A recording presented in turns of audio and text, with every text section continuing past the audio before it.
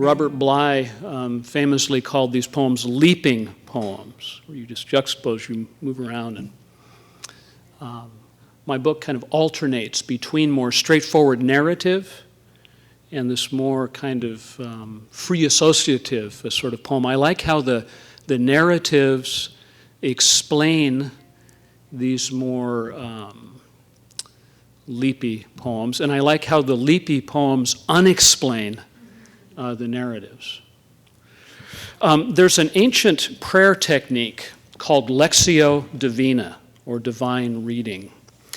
And it involves a kind of leaping to what you do in Lectio Divina is you approach a passage from Scripture, read it aloud very slowly, just a short passage, and you let whatever word or phrase that jumps out move you and invoke whatever feeling or memory it's going to invoke. You just go from idea to idea or feeling to feeling to feeling. It's not interpreting the passage. It's seeing what it leads to. It's very nonlinear in certain ways, and it's autobiographical. The idea is that this passage of Scripture is about your life right now. This is one of the longer poems in the book. It's called Seven More Parables of the Kingdom. And what I'm doing in this is Lectio Divina. I'm trying to dramatize Lectio Divina. I was going to call this book Lectio Divina, but Lex talked me out of it. I don't know why that would be. Some of you might recognize that I'm playing off of the 13th chapter of Matthew, which contains 7 parables of the kingdom. So these are 7 more. The kingdom of heaven is like the room in your dream, and outside is a lake so blue and cold, you know something big is about to happen. Then you wake up and have your coffee and don't think about the dream again. The kingdom of heaven is like writing fast and not leaving anything out, and the same idea that always forms starts to form again. You know it's just an idea. You know you're just floating on the surface of reason, but underneath the sentences you feel something big pushing up from the dark. The kingdom of heaven is like when you're walking on the docks and your best friend from high school sees you 100 yards away and even after all these years knows it's you. You have the same walk, he says. You lean the same way. All this time, this man was alive, and you were too. And you didn't think about each other for decades.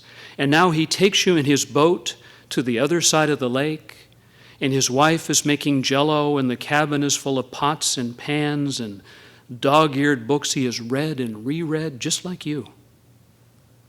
All those cabins in the trees, all those roads winding out to highways and cities you have never been to, with offices and neighborhoods and parks where kids are throwing footballs. The kingdom of heaven is like the spine, which you also never think of. Most of the time, you don't even know you have one, until one day the doctor explains how discs darken as you get further down what for all the world looks like a lobster tail, segmented, curving left. And though the evidence is blurry and gray like those fuzzy photographs of UFOs that always turn out to be dishes, suddenly you know without a doubt, this one is true. This is what you carry. This slippery fulcrum, this meaty device. Walking up the little valley, morning, heavy dew, suddenly a field of spiders, a field of webs, every thistle strung like a racket. The kingdom of heaven is like the ecology of your yard, All these animals are scurrying around and building nests and entering into all these conflicts and alliances, just like in a Walt Disney movie or a book by E.B. White. And you never see them usually. Maybe a squirrel now and then, a bird. But you never give them a moment's thought, never think about them at all. Until one morning you walk out the door to get the paper and nearly step on a headless mouse, eviscerated, heart and lungs spilling from the breast.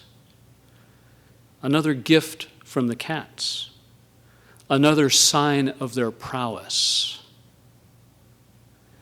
Those shiny viscera on the welcome mat, those intricate systems inside out, that dark red heart like a coat of arms.